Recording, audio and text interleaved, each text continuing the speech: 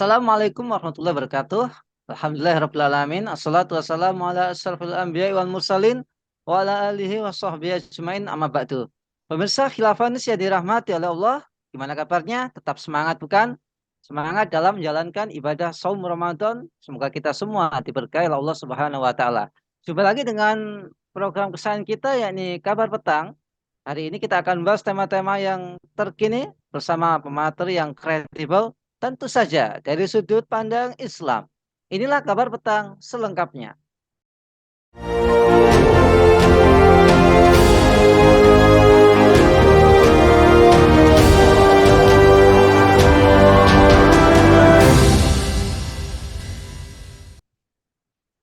Menteri Koordinator Bidang Politik, Hukum, dan Keamanan Mahfud MD mengatakan akan segera mendatangi sejumlah lokasi yang diduga terjadi tindak pidana perdagangan orang atau TPPO. Pernyataan itu disampaikan Mahfud MD menanggapi hasil investigasi dari Badan Pelindungan Pekerja Migran Indonesia atau BP2MI yang menduga sindikat perdagangan orang sengaja menenggelamkan perahu yang mengangkut pekerja migran Indonesia untuk mengelabui aparat. Dia menduga memang banyak kejadian seperti itu. Mengapa banyak oknum pejabat yang terlibat human trafficking? Apakah ini bukti keteledoran pemerintah dan kelemahan dari sistem yang ada? Lantas, apa solusi pencegahan agar kasus-kasus seperti ini tidak terjadi lagi? Untuk membahasnya, kami terhubung dengan pengamat kebijakan publik, Bung Suwardi Basri. Assalamualaikum, Bung Basri. Waalaikumsalam warahmatullahi wabarakatuh. Alhamdulillah baik Mas Nanang. Luar biasa ini. Bung Basri, dikabarkan koordinator TPDI, yaitu Petrus Celestinus, menilai angka perdagangan orang atau human trafficking dari tahun ke tahun tidak pernah berkurang. Masya Allah. Pemerintah bahkan membentuk satgas, tetapi hasilnya masih jauh dari harapan. Nah, bagaimana catatan Bung Swardi Basri terhadap kinerja pemerintah dan aturan yang berlaku saat ini, Bung? Iya, jadi saya kira problem ini memang harus dilihat secara utuh ya. Jadi tidak bisa dilihat hanya di bagian hilirnya saja, ya. Tetapi harus mulai dari hulu sampai dengan hilir. Nah, kalau kita perhatikan dari beberapa eh, pantauan bahwa sebab utama terjadi adanya trafficking itu kan problem kemiskinan ya, yang menjadi satu faktor yang sangat besar gitu. Nah, dan ini seperti apa, air bah gitu, seperti air bah yang datang setelah terjadi apa yang kemudian kita sebut dengan deindustrialisasi, ya. Sebelum ada pandemi, kemudian datang pandemi, kemudian ditambah lagi dengan kenaikan harga BBM, kemudian ada insentif kenaikan pajak dan seterusnya yang itu turut memicu terjadinya kemiskinan yang berskala luas gitu. Nah, dari sini kemudian kemiskinan itu dia bertambah besar angkanya, sehingga orang yang dalam keadaan miskin dia mudah sekali untuk terpancing ya, untuk terlibat atau kerja di tempat-tempat di mana dia bisa mendapatkan gaji yang layak. Nah, jadi saya kira ini yang kemudian jadi satu faktor yang sangat besar. Nah, di sisi lain kita melihat bahwa Indonesia ini kan sebetulnya negeri eh, dengan eh, dengan potensi yang sangat luar biasa, potensi sumber daya alam, potensi ekonomi yang sangat besar ya, yang sebetulnya dari situ memungkinkan bahwa orang-orang itu sebetulnya bisa mendapatkan pekerjaan itu di sini, bukan di sana gitu ya. Tetapi karena opportunity yang besar itu kemudian dikelola oleh orang-orang yang uh, oportunis, ya, akibatnya potensi yang besar itu kemudian tidak berubah menjadi sesuatu yang bisa mendapatkan manfaat ekonomi bagi rakyat gitu. Jadi di sini saya kira paradoksnya gitu. Jadi ini sekaligus juga menggambarkan betapa bahwa kebijakan yang dilakukan oleh pemerintah itu sama sekali belum menyentuh akar persoalan, ya, yaitu akar persoalannya adalah kemiskinan, tidak ada lapangan pekerjaan, ya, sedemikian sehingga kemudian ini dimanfaatkan oleh pihak-pihak tertentu itu untuk kemudian mendapatkan keuntungan-keuntungan yang sifatnya material gitu. Jadi saya kira ini problem pertama yang ingin saya sampaikan, Mas. Iya, jadi memang potensi SDM Indonesia ini luar biasa. Ada yang bisa bikin TV sendiri, ada yang nembak BlackBerry, ada yang nembak Ferrari. Tapi tapi tidak diakomodasi sehingga mereka ya mencari jalan tercepat untuk dapat uang gitu. Nah, next Bung, apakah keterlibatan oknum pejabat menjadi backing pada kasus perdagangan orang ini adalah hal yang baru dan mengapa banyak oknum pejabat yang terlibat dalam human trafficking ini yang memang jauh dari kemanusiawian gitu ya? Iya, ya, ini faktor kedua yang mau saya sebut bahwa memang eh, apa tadi ada pihak-pihak tertentu itu yang kemudian memanfaatkan. Jadi kalau kita bicara dalam konteks ekonomi itu kan di mana ada permintaan, di situ kan ada penawaran, ya. Jadi rendahnya atau tingginya angka kemiskinan, kemudian kebutuhan akan lapangan kerja, sebenarnya lapangan kerja tidak tersedia di sini, tapi adanya di luar negeri, ya. Maka karena berlaku hukum pasar kan, ya, karena semakin banyak permintaan, penawaran juga semakin tinggi, ya, maka muncullah, ya, banyak sekali jasa-jasa, ya, untuk kemudian menawarkan untuk bekerja di luar negeri. Nah, tapi di sisi lain kita juga melihat bahwa untuk menyelundupkan dalam tanda petik orang-orang ke luar negeri itu kan eh, dia melewati tidak mungkin kan kecuali dengan dia melewati pintu-pintu yang sifatnya resmi, ya, ya, lewat apa, bandara, lewat pelabuhan, lewat macam-macam dan seterusnya. Dan kita tahu bahwa tidak mungkin orang bisa lewat kecuali dia dilengkapi dengan data dan dokumen yang resmi gitu.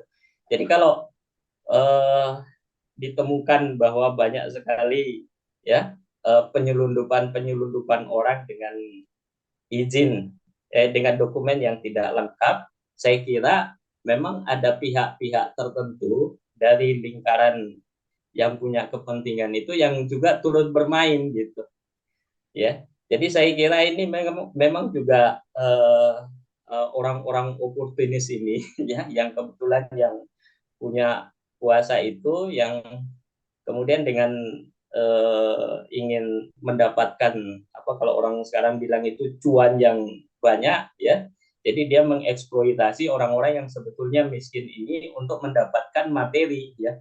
Jadi kita bisa bayangkan kalau kata Prof Mahfud tadi bahwa ini memang sudah seperti jeratan, ya, sudah seperti perbudakan, ya, perbudakan di era modern itu memang faktanya demikian gitu, ya.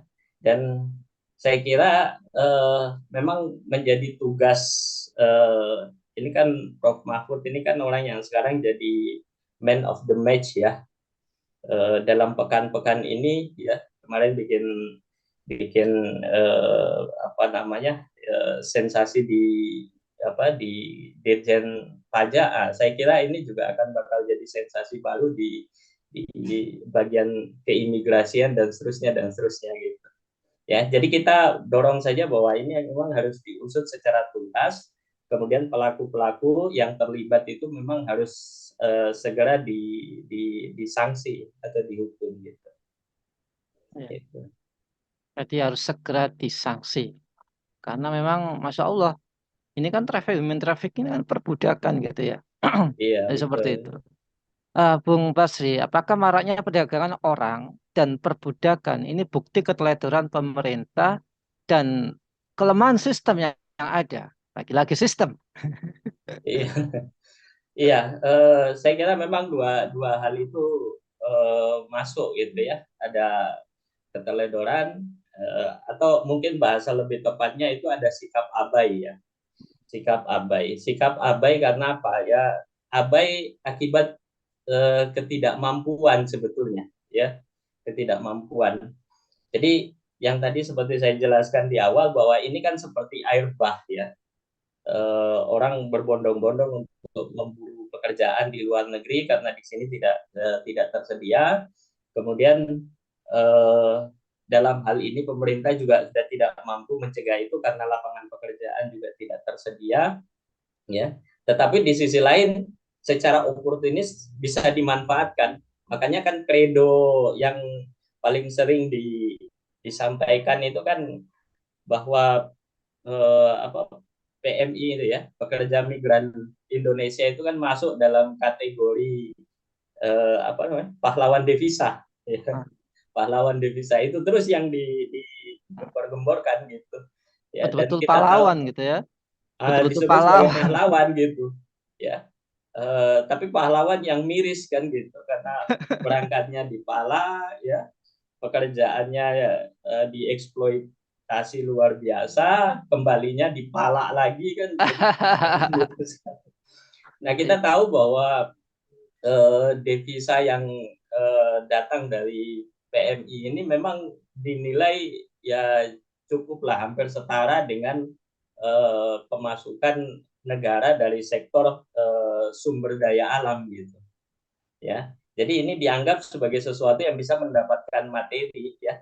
Jadi ini kita juga bisa bayangkan betapa bahwa materi itu menjadi segala-galanya tanpa kemudian memperhatikan bahwa di atas capaian materi itu ada korban yang sangat menderita gitu kan, khususnya dari kalangan PMI. Ya.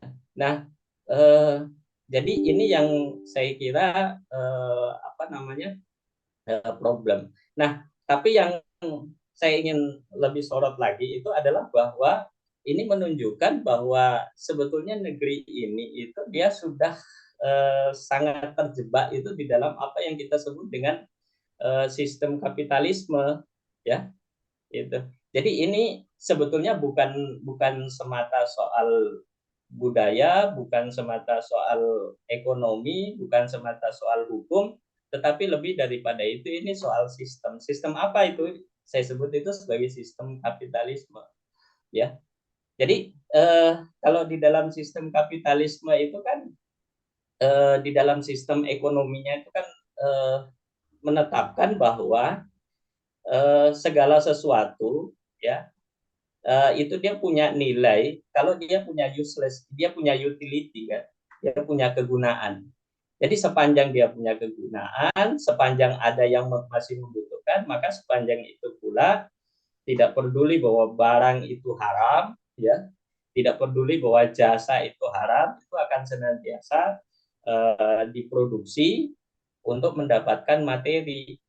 Nah, eh, pekerja migran ini dianggap itu sebagai barang gitu, ya, yang dia itu bisa mendatangkan materi, maka perdagangan orang itu akan senantiasa dia lakukan, ya, sepanjang bahwa itu akan menghasilkan cuan bagi pihak-pihak tertentu, ya. Nah, tadi saya sebutkan juga bahwa porsi, ya, PMI itu, ya, atau pekerja migran itu menyumbang devisa ke kita itu juga cukup besar gitu. Eh, Kemudian ditambah ditambah lagi dengan yang kita sebut dengan pajak, ya. Kalau pajak ini ya lebih nggak ketulungan lagi, ya, lebih dari 80% ya pendapatan negara kita itu dapatnya itu dari sektor pajak, ya, mengalahkan dari sumber yang kita sebut dengan sumber daya alam gitu. Nah, jadi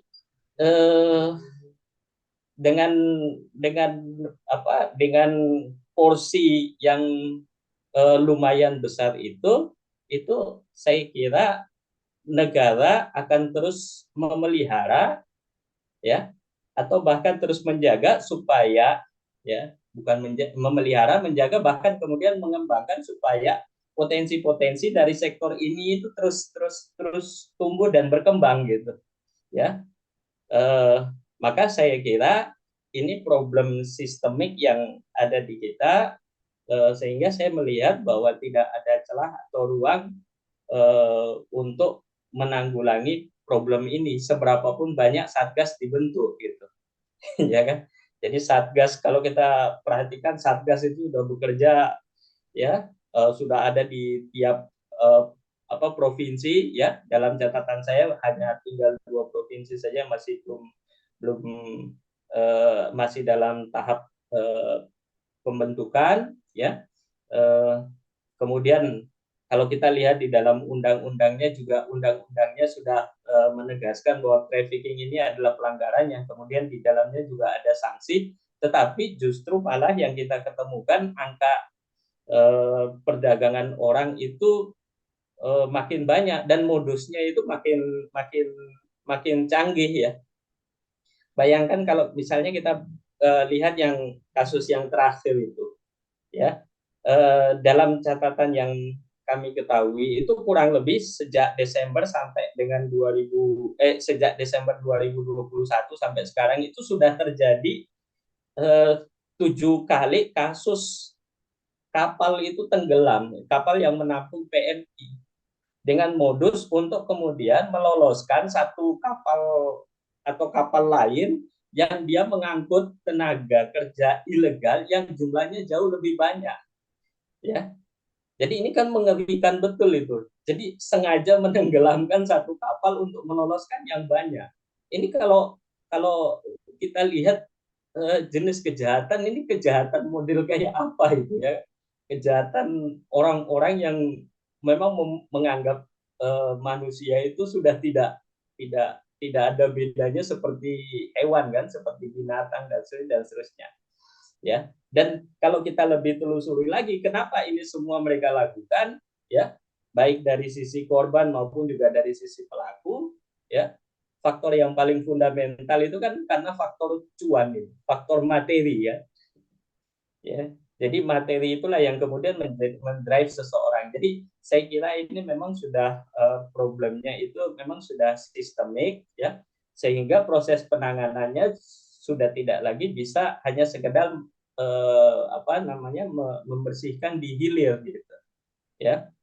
Misalnya dengan hanya sekedar menangkap satu pelaku atau 2 pelaku dan seterusnya, kemudian eh, membuat undang-undang itu menjadi lebih tegas dan seterusnya, ya. Karena undang-undang itu kan sebetulnya cuma fungsinya kan dihilir saja gitu, ya. Tetapi faktor yang paling fundamental saya kira adalah faktor eh, paradigma materialisme, ya, kemudian sistem kapitalisme yang membuat kemiskinan itu menjadi sangat masif, ya, sehingga orang itu kemudian menjadi tergoda untuk mencari materi di tempat-tempat yang kira-kira memberikan jaminan lebih baik gitu, dan ini bisa mereka dapatkan itu di luar negeri gitu.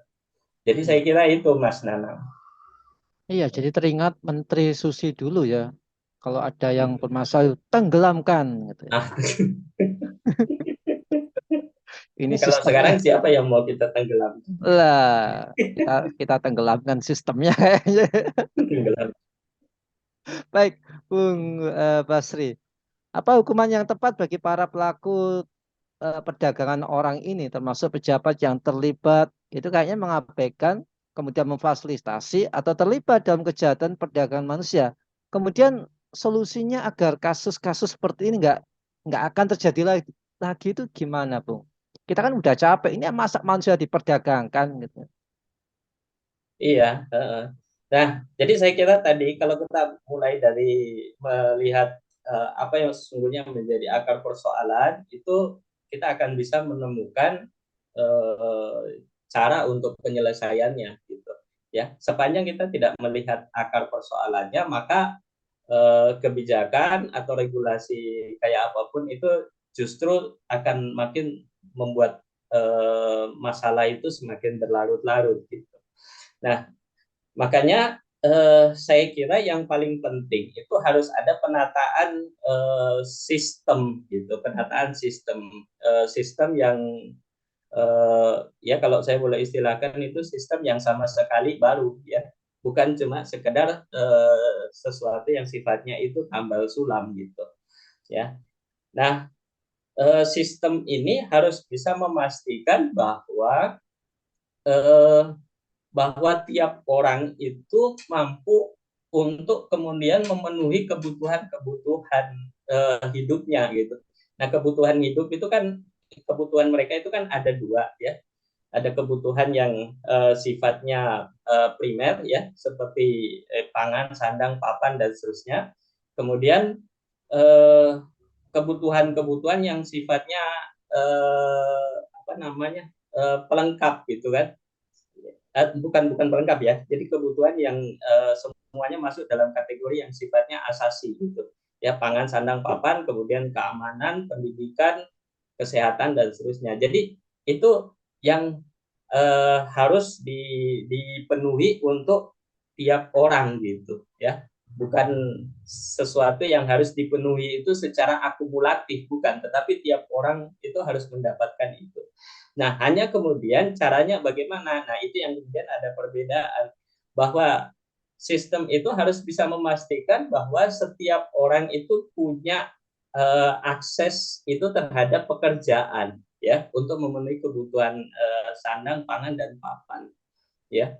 Makanya tugas atau kewajiban yang harus dilakukan oleh negara itu adalah mempersiapkan satu kebijakan yang mencakup uh, mencakup aspek yang sifatnya hulu sampai hilir gitu ya, aspek hulu sampai hilir. Maksudnya begini, kalau kemarin kan kita sempat dengar ada program, apa itu, program semacam pelatihan kerja gitu ya, ya, orang beli apa namanya, daftar di aplikasi, kemudian ada pelatihan dan seterusnya ya, kemudian mereka harus membayar sekian supaya bisa dapatkan pelatihan itu ya. Tetapi yang kemudian kita lihat di lapangan bahwa pelatihan sudah ada tapi pekerjaannya tidak ada gitu. Ya kan? Gitu. Jadi dana dikucurkan untuk pelatihan, tetapi lapangan-lapangan pekerjaan itu tidak Nggak ada. disediakan gitu. Jadi ini kan juga seperti satu program yang sifatnya, ya kalau orang sekarang bilang itu ya program bakar duit ansih gitu. Oh. Ya, dibikinkan program tapi dari hulu sampai hilirnya itu nggak disiapkan. Nah, maka regulasi saya kira itu harus mencakup hal yang tadi gitu, harus disiapkan satu sistem ya, ekonomi yang baik itu yang kemudian memungkinkan tiap orang itu punya akses itu di dalam pekerjaan. Nah, kemudian yang kedua itu ada jaminan ya. Jaminan apa? Jaminan dari negara, akses tiap orang itu kepada pendidikan, kesehatan, keamanan dan seterusnya gitu. Nah, kalau satu faktor ini saja itu sudah ada, saya kira hasrat orang untuk kemudian mencari atau mendapatkan ya materi di luar negeri maksudnya ya, itu menjadi sedikit bisa lebih bisa tertekan gitu ya, apalagi kalau pemerintah itu kemudian menerapkan kebijakan yang kalau dalam Islam dikatakan anasus surakau fitalatin, manusia berserikat dalam air, api dan padang pengemalan dan seterusnya itu, maka kesejahteraan itu akan betul-betul bisa diwujudkan itu di sini gitu ya. Saya kira Mas Nanang, kita sepakat atau kita punya keinginan itu untuk cari pekerjaan itu yang dekat-dekat, yang di sini-sini aja gitu. Dekat dengan keluarga ya, dekat dengan apa teman, dekat dengan macam-macam dan seterusnya gitu kan. Iya. Walaupun dalam tanda petik mungkin penghasilannya tidak terlalu melimpah. Misalnya kita punya janji ya bahwa kita akan mendapatkan gaji yang sangat tinggi, tetapi jauh dari rumah, meninggalkan anak istri sampai bertahun-tahun dan seterusnya, ya dalam keadaan yang sangat miris, ya. Eh, tapi pulang-pulang kita mendapati kasus demi kasus gitu. Jadi ini saya kira yang yang sifatnya itu fundamental. Nah, kalau sistemnya itu sudah ditata demikian, baru kemudian kita berpikir tentang apa sanksinya gitu, ya. Jadi sanksinya kalau di dalam Islam bagi orang-orang yang melakukan hal semacam ini, ya, itu adalah dengan jalan apa? Kalau di dalam Islam, kasus perdagangan orang ini masuk dalam kategori kemaksiatan. Dan setiap kemaksiatan itu ada sanksinya. Cuma kalau di dalam Islam sanksinya itu kan bisa bermacam-macam. Ada yang hudud, ada yang jinayat, ada yang taksir, ada yang jadi eh, apa karena kasus ini ya itu kalau di dalam kitab Nidhumul Uqubat itu dikatakan ya bahwa kasus semacam ini itu masuk dalam kategori takzir. Apa takzir itu? Takzir itu adalah salah satu jenis sanksi yang tidak ditetapkan secara spesifik sanksinya oleh syari gitu. Jadi ini dikembalikan kepada penguasa atau kepada khalifah untuk menetapkan jenis sanksinya seperti apa gitu. Nah, maka dalam konteks ini bisa saja seseorang itu kemudian dia dihukum cambuk ya atau dia dihukum mati gitu ya, dihukum mati. Jadi bergantung daripada jenis kejahatan yang telah dia lakukan gitu atau yang dia lakukan seberapa parah. Kalau kita lihat kasus demi kasus ya perdagangan orang ini kan juga sudah sedemikian banyak memakan korban kan ya. Ada yang mati tenggelam, ada yang kemudian dibuang di laut, ada yang kemudian tidak dibayar gajinya ya kan, dan seterusnya, maka saya kira ini hukuman yang diberikan itu harus hukuman yang berat. Nah, hukuman ini itu juga tidak tercover di dalam eh, sanksi yang termaktub di dalam Undang-Undang Nomor 11 Tahun 2007 yang kalau kita baca ya undangnya itu ya isinya kayak enteng aja gitu. Jadi kalau pejabat yang melakukan tindakan trafficking itu kalau kena sanksi yang ringan sekali gitu. Padahal kejahatannya itu sudah sangat luar biasa.